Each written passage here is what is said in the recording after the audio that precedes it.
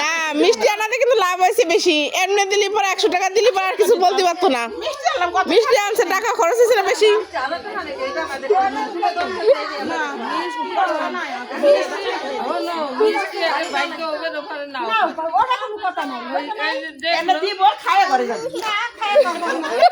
ঠিকই তো, ঠিকই কইছে, ঠিকই কইছে।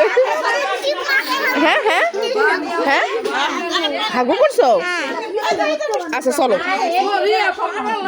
চলো, এই বাথরুম, এই যে এদিকে এদিকে বাথরুম। যারা ভাড়া দিয়েছে